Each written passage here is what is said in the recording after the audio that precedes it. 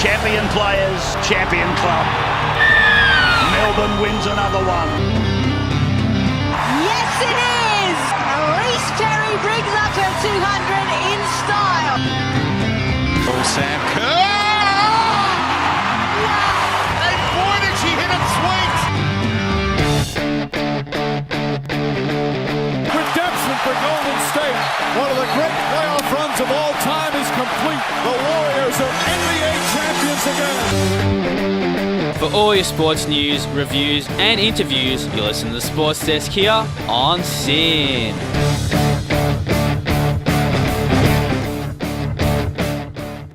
Good morning, ladies and gentlemen. Today you have Liam and Caleb in the studio. Fantastic morning. And no Ben again. I think I must have done something to pee Ben off. He's not here again. He wasn't here Monday, not here today. Ben's a very important man. I heard he's in a meeting. Probably getting us to, SEN or something. Yeah, probably something SEN. very important. Yeah, 3AW. We're just saying, as we were listening to that intro, geez, it's exciting listening to those commentary calls. But for anyone that was listening to the Suberbowl, might have found it was a little bit not as exciting. So Australian commentators are doing it right. They're actually exciting American the needs crowds. BT. Imagine that last touchdown. Oh, it's a touchdown. Boy, oh boy. Wowee. Except, no, it sounded pretty boring. I can't remember who the commentator was, but Jared Waitley called it, and a lot of people were saying that his commentary was a little bit more exciting than that of the Americans on Monday. Today we are talking all things sport. We're talking AFL. We're going to talk about cricket a little bit later on. As well as we're going to wrap up the Super Bowl and some basketball for you. A bit of basketball as well, which will be great. But to kick off, we are going to start with the AFL and some interesting news Big coming news. out. Life member Jack Graham has signed a contract. Imagine that, playing good 5 thing games. For the life member. It's very interesting. Jack Graham, for those that don't know, played in the Richmond Premiership team last year, but had only played 5 games for Richmond heading into the grand final. And Richmond have decided to award all of their Premiership players life memberships. And this led to a few people to come out and say that maybe it's not so fair on those that have given, let's say, 15 years service to the club and haven't reached that 200-game milestone or whatever it is to become an AFL member, a life member. See, I don't know if it's Richmond, but I know there's a club. I think it's 150 games for a life membership, but then if you win a flag, I think it's 100. Right, that makes sense. Something like that. I don't know. Where do you think it's a good call to appointing life members? At the time, I thought, there's an awesome call, but then I'm thinking about it for a bit. I'm not a big fan because Jack Graham, someone who I've actually said could be a potential future captain of Richmond, considering he captained the South Australian side and he did phenomenal in the grand final. Yeah, right. Yeah, he played really well. When he moved to Sloane, kicked 3 snags. Mm-hmm. Has a 100% winning record, by the way. Yeah. 5 wins out of 5 games. So someone who I think will play the 150 games, but it'll kind of now diminish his 150. That's your life member game. Yeah. And it will kind of just, after you play your 150th that season, you get rewarded with your life membership. Kind of takes it away a bit. Mm-hmm. He's got it after 5 games. True. I don't know. I don't think that there'll be too many players that's their end goal. I think AFL, they're in the business of winning premierships, and I think that'll be their motivation. So I don't mind this move by Richmond to appoint, they've said this is what we're here to do, and you've done that, so we're going to appoint you a life membership. Well, Brian Lakey said he wouldn't accept a life membership at Hawthorn. Like really? He said, he said he went through the grinds with the doggies, and he's a life member of the Bulldogs. So he did the hard yards. He played 10 years or so with the doggies. He only played 3 with Hawthorn. Granted, he won 3 flags in 3 years. He timed it well. Not too bad, but he said he wouldn't accept. He's not a big fan, but he might become. Maybe then you get a lot when you're a premiership player anyways. You get this 10-year reunion. I know Collingwood catches up every year. Yeah. They always post it on social media. They always catch up, which I think is fantastic. Oh, absolutely. So you always get a lot as a premiership player, but I don't know, maybe like a special life membership. Yeah, even the one you were saying before, like if you win a premiership, maybe the life membership games that you need to play is lessened. So maybe if it was at 150, it comes down to 100 or 50 games. I think it makes a little bit more sense because who's to say Jack Graham, while he may be a future captain for the club, who's to say in 2 years' time he's playing VFL or he might, who knows, play at a different club. Well, a good example is probably Jacob Townsend, the one who he even said halfway through the season he was looking up carpentry jobs. Yeah. Because he wasn't playing for Richmond. Mm-hmm. Comes in, same game. Fair enough, same game against Fremantle where they smashed Freo by 103 points. Lovely game. Liam is a avid Freo fan, so if you can hear the sarcasm in his voice there, that's why. And he ended up playing a great final series, played a good grand final. Yeah, Someone who, one of the now I think 3 Richmond players out of contract. Mm-hmm. You got Basher Hooley, Sean Grigg, I think Nathan Broad, and not Jack Graham, Jacob Townsend, all out of contract. Yeah, right. So a lot of Richmond, yeah, it's an interesting one. I think something that might take off. Like I said, they should make it like a special thing separate from the life membership. Like it's like a premiership life membership, and you got your life membership. Yep. So I wonder what do you know what a life membership actually grants you? Does it just mean that you are allowed to show up to all club functions? I'm pretty sure you're just allowed to walk in. Yeah, makes sense. Go to every game. Yeah. I think an AFL life membership's 200 games. I think. Yes. Yes. Yep. That rings a bell for some reason. But with Richmond, I think if you're going to reward, that's the word, reward, all the 2017 premiership players with a life membership, maybe all the other. I know a lot of them have probably passed away, considering like the 1920s, but everyone. Because it's been so long since they last won their last flag. Yeah. Like, imagine if the Doggies hand out life memberships. There's only like 5 players there. Yeah, exactly. Premiership players. We wouldn't have too many. No. Look, in all honesty, if I was to put myself in Richmond shoes, because I'm a Western Bulldogs fan, I have no problem at all with them rewarding AFL memberships to them for what I went through in 2016. I think all 22 players on that field will go down. Even Jake Stringer, for example, who's left on a bit of a sour note, will still be remembered as a Western Bulldogs premiership player. And I would be more than happy for him to be awarded. You know who won't be remembered as the Western Bulldogs premiership player? Who? Bob Murphy. You had to pull that one onto me, Liam. Well, I'm sure he'll be a life member regardless. I love joking Western supporters about Joe Watson's lack of Brownlow, and I love joking Bulldogs supporters about Bob Murphy's lack of premiership. Play on. If I wasn't a Western Bulldogs supporter, I'd probably be doing the same. Next one, we're talking about the AFL shelling out. It was reported in the Australian Financial Review. They reported that the AFL forked out just a cheeky $24 million to help prop up Gold Coast Suns. That laying in the back, Yeah, probably found it in Gillan McLaughlin's couch or something like that. Pretty much. They forked that out because Gold Coast didn't actually have a major sponsor or a major co-sponsor. Yeah, they with didn't them. have a second, like a wage jumper sponsor. Yeah, so $24 million to help prop them up, and it's a lot of money. And if the AFL is going to keep calling for, whenever they defend the fact that they won't prop up a team in Tasmania, they usually cite the fact that it's not financially viable. Do we think that the fact that they're shelling out $24 million for the Gold Coast, that this excuse is now invalid? It's a really tough one considering Gold Coast is still a new team. Like they've just built their training facilities. They've had to work around the fact that they're promoting the Commonwealth Games. Yeah. Example, this year they're not playing home game until around 10 or 11. They're playing a game up in Cairns, they're playing a home game in Brisbane, plus a home game in Perth. Yeah. All those and loyal, Shanghai as well, I think there's one, yeah. All those loyal Perth Gold Coast supporters.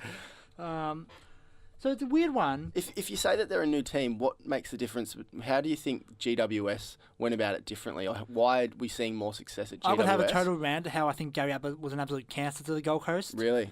Both from Gary Ablett's point of view and Gold Coast's point of view. But I think GWS thing was the fact that they had success early on. Granted, I think maybe their window might be shutting in. But I don't think that success came from nowhere. I think it's built easy. You can't discount the fact that they had more drafts as well. I think they had 2 or 3 where they were they had higher draft picks or Gold something Coast like that. finished last in 2011, so their first season, but they didn't get a number of That's right. Yeah. Because GWS. Well, same with West Coast in 2010 when they finished last, they didn't get one because of Gold Coast. Correct. It's really tough for Gold Coast, but I think it's an example of they've just had messed up management, messed up players. Losing Garcia, O'Meara, Dixon, big time. Ablett, as all heard them drafting players. I think to go for a quick premiership. Yep. Where the GWS planned for the long haul. That's why they've got players like Chad Corns, Brogan, Power. And I completely agree with you in that it felt like Gold Coast went, we want to get one big fish and we want to recruit Gary Ablett. Yep. And then it felt like GWS instead looked at, let's get Phil Davis, who was an up-and-coming player. Let's get Callum Ward, who's a future captain. Both of those, so that they almost like they shared their marquee money and put it into these players that were more prospects. And they've reaped the benefits. Gary Ablett while he was a fantastic player for the Gold Coast Suns, has left the club and hasn't brought them any success. Yeah, pretty much.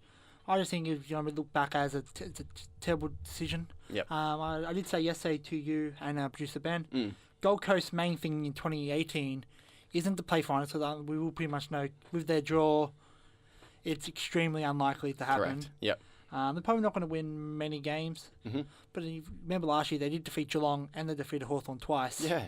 But then they also played absolute stinkers against like Port Adelaide. And there was GWS where they lost by 102 points. That Port Adelaide game was, they didn't score for like the first half or something like that. It was terrible. Yeah, it wasn't good for footy.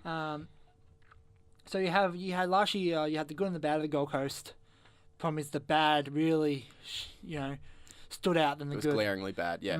So interesting to see what will happen there.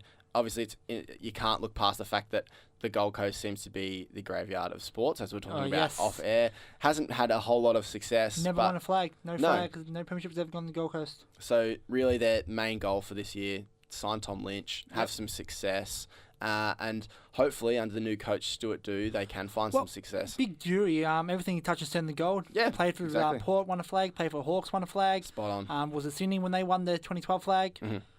Everything he touches turns to gold. They've got a good list. You look at Gold Coast list, they've got pure talent on their list. That's it. Last year they were smashed by injuries, and they have been smashed by injuries ever since, even all during Ronnie Ead's run. I mean, I think he was a terrible choice as a coach.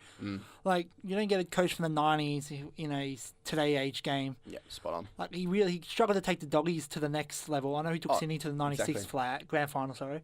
But he really struggled. He struggled to get the Doggies. Yeah, he took us to those prelims, and then we just sort of kept, we didn't improve from there. We just kept getting you stay the same way every other club. I think that's what Geelong might also be risking as well, staying the same way clubs are getting better. Complacency, yeah. Yeah. And with the Suns, it's just very difficult. It's going to be interesting how this year goes. And maybe North Queensland could be an option if they struggle. I know they're playing in Cairns this year, and I think next year they're playing a game in Cairns and Townsville. Well, I know the Dogs are trying to tap into that market. We sell one of our home games there every year, and we just finished I say we like I'm a player. They just finished their pre-season game. You're rocking the Doggies jersey Sunday. Yeah, exactly. I was like, going to ask you for a signature or something. I was like, hey, who's this guy? Classic. In other news, we have the phone ringing in the studio, which is... that's weird. I'm just going to... Can I hang up? Maybe we'll go to a song. We'll go to a song and we'll... No, it's okay. Yeah, we'll go to a song. This is Rex Orange County, Loving Is Easy. Little language warning on this song. Yes. And we'll find out. That was Rex Orange County with their song Loving Is Easy. That was selected by me this morning. Just loved it so much. We'll give you a little last little blast. Update on the phone. They hung up, so we didn't really need to jump They wanted a large pizza extra topping. To stay on AFL, in the AFLX, big opening day yesterday. They were... it was like the promo day, and there was some crazy shots going on. There was a Suberbowl, there was Super goals. It was beautiful. Crazy. But you found an interesting tweet in relation to... We were just talking about propping up a team in Tasmania, the prospect. Yeah, we had like a full segment going on before the phone interrupted us. Yeah. Yeah, we're talking about how Gold Coast, Tassie's always they're always we'll get to it, Yeah. Oh, but what about Tassie? It's coming. Yeah. 10 years later. Forgotten brother. There's a Tasmania. Yeah, I'll get to it. It's like that show you'll never watch that your friend wants you to watch. Spot on, exactly. It's like, I'm going to watch it eventually. I'm getting around to it, Yeah. So as you know, yesterday, so as people might know, the Burnie Dockers, one of the most successful clubs in the Tasmanian Football League, has now left the league only a couple of weeks after Devenport. Wow. So two of the four biggest towns in Tasmania have no teams, and you got 5 teams in the Hobart region, I think, and a couple in the Launceston. Just for context, region. like Burnie and Devenport would be the equivalent of a Geelong and Bendigo not having teams, or Geelong and they're huge. They're like 2 of the biggest towns in Tasmania. Pretty much. Which is enormous and almost flips what we were just saying about Tasmania. But then more interestingly is the perspective of where's all this money that the AFL are pouring their money into. So we just revealed that, well, we didn't reveal it, but the AFL is shelling out $24 million to Gold Coast, and AFL is also shelling in Lord knows how much money into the AFLX. And granted, probably other clubs. I know Carlton every now and then has to get a lot of money. They've not struggled as Gold Coast is. But if you remember a few years ago, I know Doggies have always been in debt. Melbourne's been in and out of debt. Richmond only a few years ago were in debt. North Melbourne... Brisbane Lions, they've been propped up by the AFL for ages. Sydney's always as well. Another team that's always seemed to struggle, even though they're in Sydney. So what happens with Gold Coast isn't new, but it's not a good look for a new club. That's probably why it's much bigger news than it should be. Mm-hmm. Not having a sponsor does hurt. They have a sponsor this year. They do have a secondary sponsor. Yep. So I doubt 25 million will be given their way. That's true, yeah. This year. But yeah, this tweet was by Damien Peck. Imagine how big his pecs are. I love football, but it's a kick in the pants when you see a successful TSL club like Burnie die on the same day AFLX is launched with silver balls, circus acts, 10-point super goals, excess dollars being poured into new markets instead of struggling heartlands, which is true considering we've seen countless VFL teams die, mostly with the introduction of the Reserve League. Yep. I think Frankston died and came back to life and died again. Ballarat's now out. Really? Oh, of course they are, yeah. Which kind of sucks considering they got that new stadium, the Mars Stadium. Mars Stadium. Bendigo left, once the Bombers left, they turned to Bendigo Gold. Yeah, no they success. Left. So many VFL teams are also leaving. But an interesting stat I have here, another reason why, for Tasmania, 3,000 men in the last 5 years. That's the loss in the northwest. So the northwest region of Tasmania, they've lost 3,000 men. That's a big drop of players. Oh wow, okay. But might also be the fact that there is no, if you're Mitch Robertson from Brisbane and you're homesick, you have nowhere to go. Same with, I think Freo has 3 players. Yeah. You have nowhere to go. Well, then without clubs like Devenport and Burnie, where are these juniors going to learn? Like Tasmania has traditionally been such a strong. They had Matthew Richardson, for example. Grant Birchall. An amazing array of talented footballers have come from Tasmania. I know it was a big controversy on the footy show for years, but Gary Lyons also. Really? Yeah, from Devonport. There was a big thing on the footy show because even on his INDP page, it's Southern Victoria. No, but he's a Tassie boy. Yeah. Well, just the fact that if these juniors don't have senior players from a young age to help them guide them and play junior footy, and obviously when they're 15, 16, play in those senior leagues, it's going to really stunt the growth in Tasmania. That's what I've got here as well. In 2016, there was no Tasmanians picked up. Mm-hmm. This year, there was only one, which was Freo picked up Hugh Dixon. Wow, only but one. But in saying that, Freo originally selected Connor Bolland, but Brisbane matched the bidders because it's from the Brisbane Academy. So Freo didn't originally want to pick up Dixon. Yeah, it was just purely for... He was their plan B. Maybe he would have been picked up later in the draft, but... So 1 in 2 years have been picked up, and the ones who got picked up in the 2015 draft, none of us made a real impact either. Yeah, right. So that's also a big issue with Tasmania. That's probably why having 2 teams, the focus on Queensland with Gold Coast, might be working.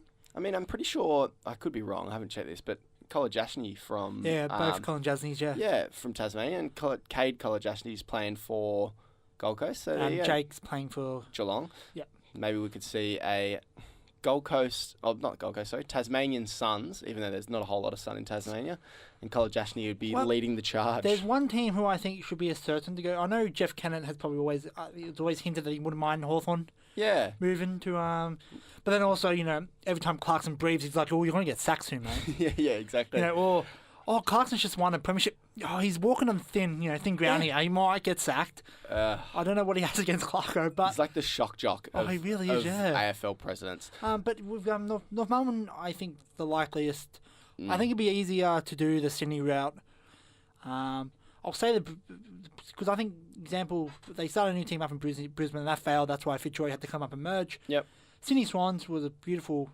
I don't know why they went to South Melbourne. South Melbourne went straight to Tassie, to be honest, back in 82. So people listening back in 1982, seriously, get a grip. I don't know. I just think, as much as I think it's brought up every year, but I just don't really see anything happening. I think North Melbourne, while they're unsuccessful at the moment, they've done the right thing. They've drafted young. I think in a few years' time they'll be pushing back up the ladder. I just think there's too many teams in Melbourne, and you got the weaker clubs like the Bulldogs, St Kilda, and North Melbourne. Whoa. We won a premiership. When was the last time Freo won a premiership? Wait, we're in a 2-team state. That's why I'm talking about the Doggies. Doggies are perfectly Ballarat. I think is a perfect place for the Bulldogs. Yeah, right. Like I said, there's too many teams in the Melbourne area, so not including Geelong. Yeah. There's only a few teams I think will have to stay in Melbourne. That's Collingwood and Melbourne. Are the two teams that have to stay. Okay. Apart from that, every other team should be vulnerable. You can't like Richmond. You can't get rid of Richmond. You can't with these clubs with such I'm not getting rid of any of these teams, but I think North Melbourne should think about maybe even playing half their. Yeah. I think usually it's 11 games, so maybe 6 home games in Tassie. Yeah, wow. 5 in Melbourne. And give it proper more football for Tassie. Mm-hmm. Kind of like what the Giants are doing with Canberra. Like True. GWS is pretty much a two-state team. Yeah, you're right. Like I've even said, I wouldn't be surprised if they play a final in Canberra one year. Yep. Well, wouldn't that be a sight to see? It almost be worse than that Spotless Stadium semi-final. I love that though. 13,000 against West Coast and playing in front of 95,000. Mm-hmm. And you got to remember stats. You can't see. It's terrible. You look at someone in 2050 will look at that and be like, oh well, not a bad turnout for the Giants. 95,000 MCG. Yes. Yeah. Probably 2% would have been Giants fans. Yes. Now let's cross genders now. Let's get into our dresses. We're going to talk about AFL women.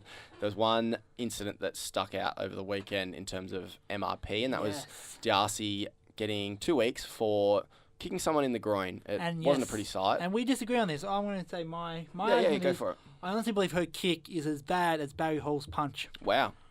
Where she kicked, the fact it was a deliberate kick, the fact that she double kicked, so she didn't hit her target the first time, so she went back for seconds. Wow.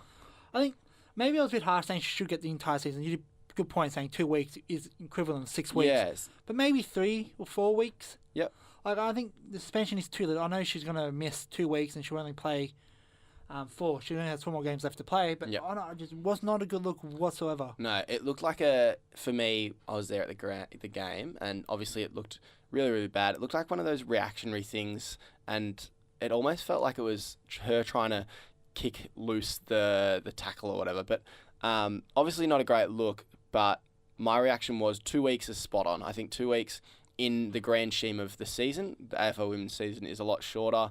What is there, 7 games? Yeah. And then 1 final. So 2 weeks in the equivalent of the men would probably be about 5 or 6 weeks. And if that had happened in the men's, and like we compare it to Basher Hooley's hit last year. Yeah. Well, she didn't know the Prime Minister, so that's probably why. Sorry, yeah, didn't have a glowing reference from Waleed Ali. Yeah. But that's how I saw it. I saw, like, if it was 2 weeks in the men's, you'd be like, well, hang on. If it was a 22-round season, you'd be like 2 weeks is nothing. But 2 weeks in a 7-week season, I think is pretty accurate, and she'll obviously learn from her mistakes. Before we wrap up the AFL women, yeah. So there is a new topic we just want to quickly discuss on. This is pre-show. We just read in the paper today that AFL wants Carlton to start going a bit more. This is how silly is that? Weird article reported in the Herald Sun today about the Blues playing too defensive, and Gillan McLaughlin's not happy. It's just so stupid, isn't it? It's bizarre. So Gillan McLaughlin has asked Carlton to, hang on, I'll find the quote. Gillan McLaughlin spoke to representatives of several clubs on Monday and has hammered home the AFL's desire for open footy, which is bizarre because he can't really do that. If Carlton are going to win games, they're going to play the best formula that wins. It was not broke, don't fix it. If Carlton can win a flag, maybe because I'm a first supporter of Ross Lyons for the last few years. Yeah, exactly. He'll probably like to win, 0 goals, 1.1 to 0-0-0. Yeah. But if it works and they win, do it. I agree. Sport's not meant to look. I know as much as people say sport's meant to look pretty, you're meant to win. That's it. If you win ugly, you still win. Spot on. Before we wrap up the AFL segment, I will just give out my AFL women's votes for the week. This is something that we've been doing across all 3 shows, so Monday, Wednesday, and Friday for the round. So on Friday morning, the hosts will give their votes. My 3 votes, first 3 went to Katie Brennan. I thought she looked exceptional in the forward line. She was kicking goals from about 45 metres out and just clunking huge marks and showed real leadership. Chloe Malloy got the 2 votes for me in her first game and is actually the rising star this week, along with GWS player, and I've forgotten her name.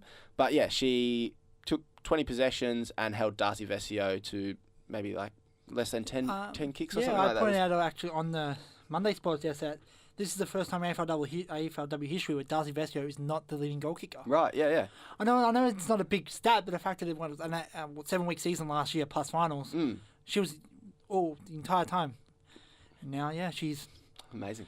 she's been dethroned. Yeah, and then my final vote was a toss-up between Taylor Harris and Sabrina Frederick-Traub. I gave it to Sabrina Frederick-Traub purely because Brisbane got the win. I know Carlton also got the win, but massive win by Brisbane over the reigning premiers, so had to give it to Frederick-Traub. One day, Brisbane probably, AFLW 4, Brisbane still has only lost like 3 games, and they'll still not give them credit. Yeah, exactly. Brisbane has not lost a regular season game in the history. It's crazy, and they always get it. It's these late wins, and I just think of all the preseason write-ups, no one has given them the respect that they deserve, that they are probably the best team, and unfortunately lost the grand final last year. And a very close grand final that was.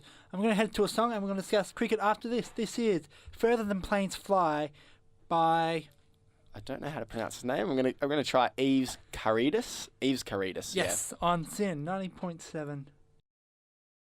That was Further Than the Planes Fly by Yves Carides. You're on Sports Desk with Liam and Caleb, and we're going to jump into some cricket chat right now. First question straight off the bat is, was the Big Bash season too long? Liam, discuss. Well, it was the first season under, the 10-game... I think it was a 10-game season. Yes, I couldn't confirm that, but that sounds about right. Yes. I knew there was an extra 2 games. I think it was just about right, but there's so much cricket going on with the Ashes and the one-dayers, and there's just so much cricket to watch. You've got to watch the Big Bash every day, and then you have that day break for the... Correct. The one-dayers. I wouldn't say it's too long. Would you say the cricket season in overall, including internationals, was a bit overwhelming? I feel like I'm at the stage now where probably won't watch the international T20 on Saturday night. I'm not dying to watch it. I completely forgot it was even on. Yeah, I'm almost just show me footy. I want to watch footy because I've watched too much cricket. I'm not a big fan of international T20. That's actually one of the questions we're going to talk about. But I think it was fine. I think you should keep internationals and domestic. Maybe I don't know what I'm saying. Maybe start earlier. Okay. And finish earlier. So maybe start just after the football season ends, but then you got international players and international duties. There is a bit of a gap there, and the women's cricket has really tapped in on that. So there was the women's Ashes, and it was pretty clever. I think it was an intentional move in that there wasn't any cricket going on, and everyone watched the women's cricket because it was there's no other cricket to watch here. Well, it's like I know. We'll talk about if we talk about the AFLW season, when should it be? Definitely shouldn't be after the footy because we're all football fatigue. We're like the grand final's over. We're all up and about. Richmond supporters will be talking about it for the next 1,000 years. Yeah, exactly. Unless you're the premiers, you're not fatigued. You're just watching the replay of the grand final over and over again. So I'm guessing the 2016 DVD is still stuck in your DVD player. It's just Yep. It just has a cemented place in that. You probably quote it word by word. Yeah. Well, what do you think I'm doing this hour? But I think maybe earlier, and maybe longer or the same length. So the length's perfect. Yep. I think it offers enough in that.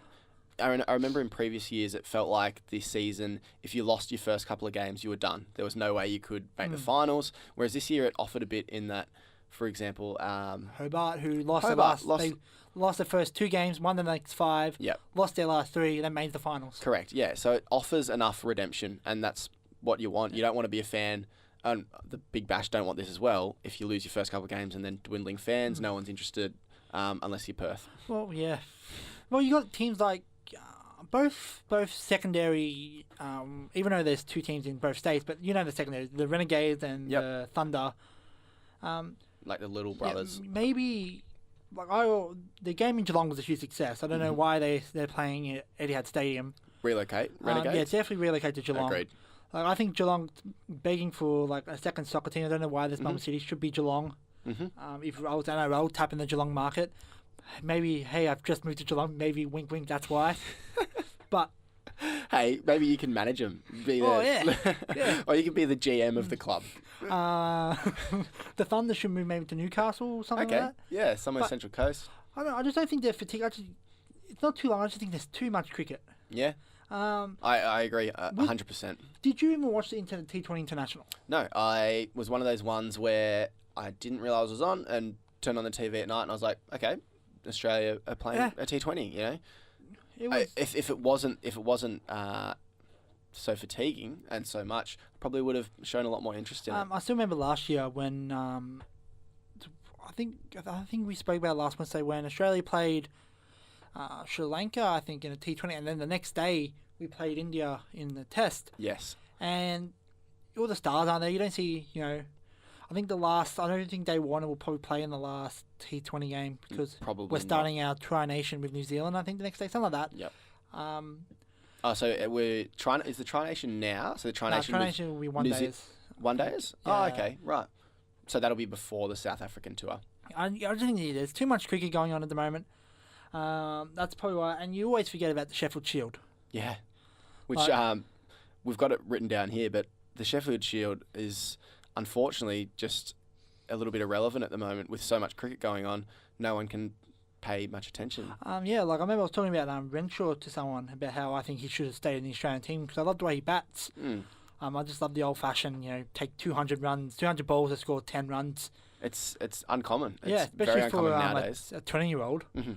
Like, what 20-year-old plays old? He goes, oh, look, bowl 6. That's it. Well, the Um, traditional pathway now is if you're young, you'll come up through Big Bash. Yeah. You'll learn how to bat quickly, and then if you're like a The Darcy Short, Davey you- Warner blueprint. correct, which is similar to. Sorry to jump in, but Darcy Short has announced that he wants to, potentially play Test cricket one day with the Davey Warner blueprint. Yeah, could work, could not work. It's always hard to tell with cricketers. I know. We just sat here last week talking about how Lynn has thrown Yeah. both one days and Test away to focus on 2020s. So maybe it's good to see players want to play all three. Yeah. Players can play one. I hope Darcy Short has some success with the Tests, but I also like the idea of having players that are T20 players and players that are Test players. Especially for a country who's had lack of success in T20s. We've never won a World Cup, never made a World Cup final. I think we did. I think we lost to England a few years ago.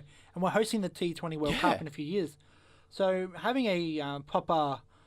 kind of reminds me of China. China has they have Olympic schools. Right, that's So what we schools need. for Olympians. T20 schools. Yeah, just T20 just in that little corner. That's Everyone what just I'd plays like our T20s. government money to go towards. Yeah. Don't worry about the hospitals and don't worry Well, about roads. yeah. Let's just put it towards T20s. these schools that are focused on T20s. Yes. Don't worry about maths and English either. Let's worry about reverse sweeps from the first block. Second block's Absolute bounces and kind of slower stuff. balls. Yeah.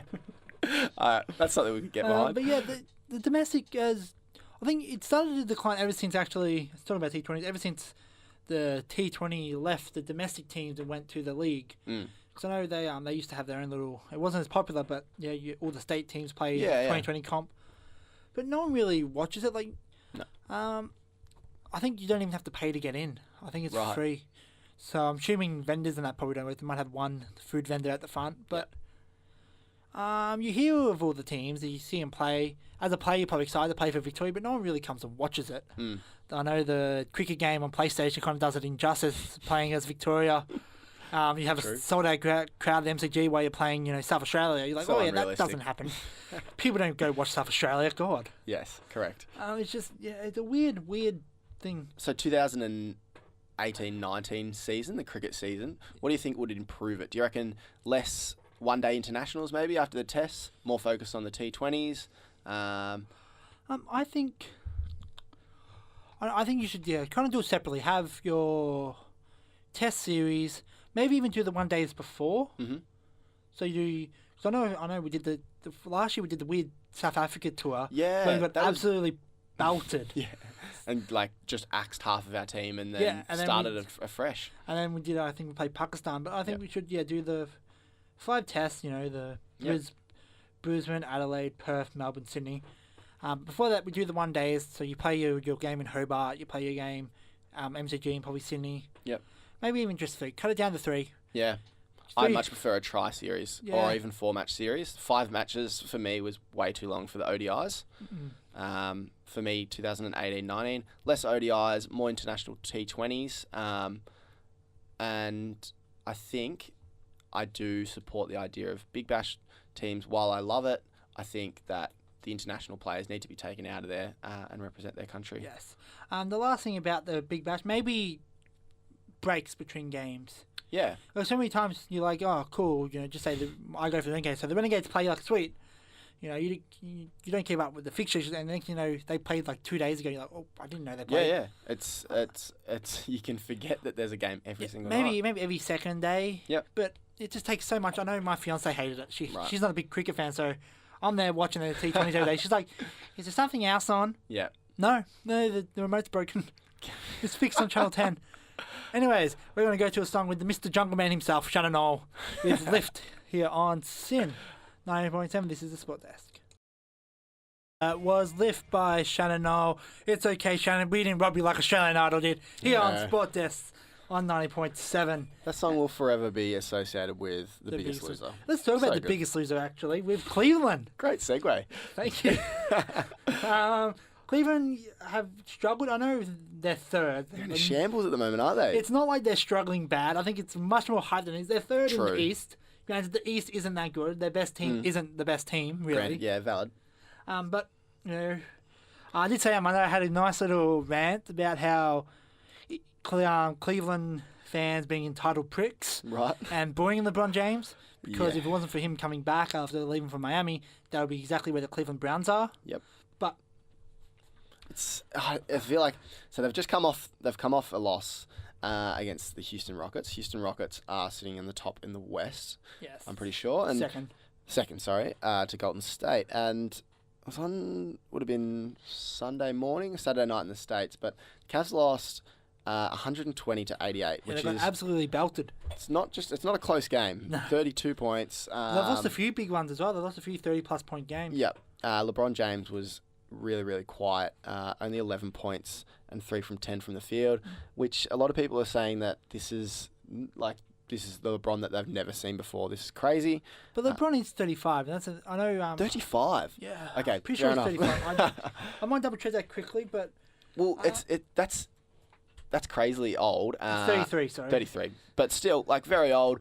We were talking about it off air. He is almost certain to leave at the end of this it's a season. given. Some of the clubs that are being thrown up around is LA Lakers, Philadelphia.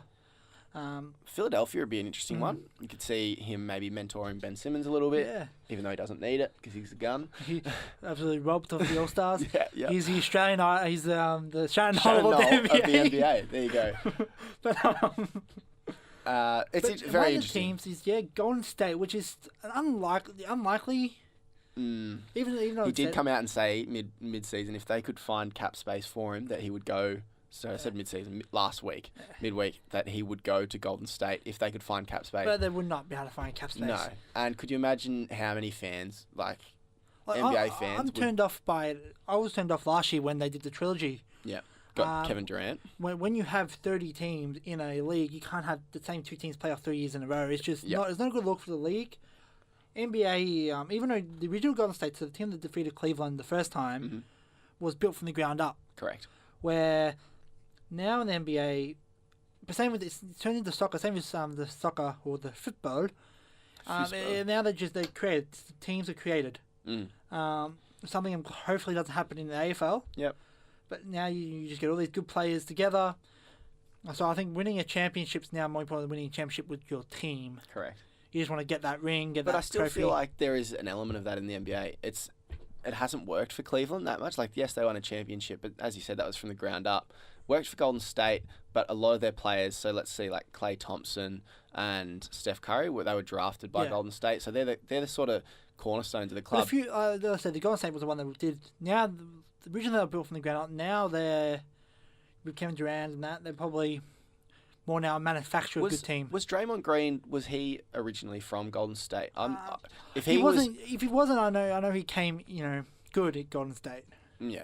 The only thing I'll say there is that then the Spurs are another club that have been successful for so long, and they've built their clubs up for a long time and have been focused around a team mantra. Well, pretty much every LeBron James championship team, even Miami was a manufactured team. I think they were the first probably manufactured super team. Yeah. And it just takes it away. It takes away everything, really. It's just not as good to watch. Correct. As it, you hate seeing those teams play on the field or the ground. It's frustrating. Shout out to my little brother there.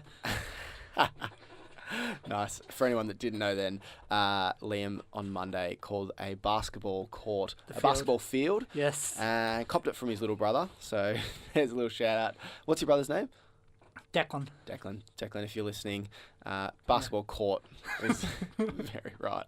We're going to predict a few mid-season-ish awards. Yes. MVP, have you got I think James Harden's got it in the bag. It'll be really hard to beat. Yep. Agree with you 100% there. Rookie of the Year, probably a toss-up between Donovan Mitchell and Australia's next Shannon Knoll. Oh, he better not get the screw. He better not get screwed for that one as well. Ben Simmons. Ben Simmons is absolutely shooing, I think. Yeah, clear leader. And Sixth Man of the Year is an interesting one. I've seen a lot of people saying Lou Williams for the LA Clippers. Yeah. And that's our predictions. Hard to argue with that. I'm going to go to another quick song, and we're going to wrap up the Super Bowl. So we're back to the sport desk and seeing 90.7.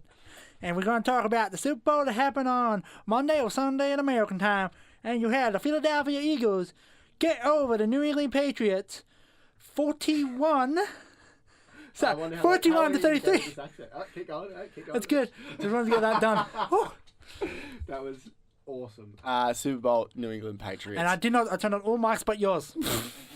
It was me time. I took the spotlight just then. No, that was good. Fair enough. I think that's just the universe telling you to keep going. That I do not need to jump in there.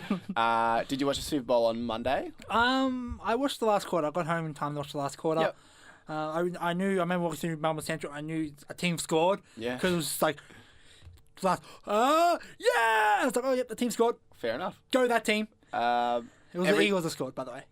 Every year, I feel like there's always parallels drawn between the Super Bowl and the AFL Grand Final. Do you think there's anything we can learn? We're not changing it to nighttime. Yes. AFL Grand Final stays daytime. Thank you. Please, that conversation is over. No one have that conversation. Shut up, Dangerfield. It's not happening. Thank you. I agree 100%. I don't think we need to follow that at all. I don't think there's any reason why we need to go nighttime. Like, as much as I like the Super Bowl, it's pretty much the only NFL game I watch, really. Mm-hmm. The game has taken a back seat to the ads and entertainment. Big time. It's like you're watching ads and then there's Super Bowl in between. Even though this is one that was one of the best, I say, one of the best Super Bowls ever. Mm-hmm. High scoring. And I 100% agree that last year's one wasn't the best, considering the Falcons dominated pretty much all the game apart from the last quarter. Overtime and last quarter, yeah. Yeah, and that's why I think the AFL Grand Final should be focused. It's always focused on the footy. Yes. Even though in attendance, most corporate, but it's focused on the footy. You have that entertainment at the start of the game. I like the thing at the end of the game. Yeah, I think last year they nailed the entertainment. I'm a big Killers fan, and I think the Killers catered for a lot of audiences. They were really, really good. You can't go past Meatloaf, though. He was all... So, do we think Justin Timberlake's performance at the Super Bowl was as good, if not better, than Meatloaf's? No. It's a big call. Meatloaf is up there. Yeah, and then way down below is the Killers, Yeah. and then below them, Justin Timberlake. Pretty much. Super Bowl. But I don't know, I just don't think... I get the flashiness of the Super Bowl. Yep. And, it's a big thing. But I like my sport. I go to see sport to watch sport. Correct, not for the ads. Like, the Super Bowl went from 10 a.m. and I think finished around 3:30. Mm-hmm. And I know NFL games are usually long, but it should have been done a bit quicker than that. Yeah. We've actually run out of time here. We still had a little bit to talk about, but we've just got caught in our own minds and talked for the sake of talking. But yeah, this has been the Sports Desk with Liam and Caleb on Wednesday. Make sure you tune in on Friday as well, because they're going to be previewing big week of AFL women's and all sports for the weekend coming up. This is Sports Desk. Stick around. On C9.7.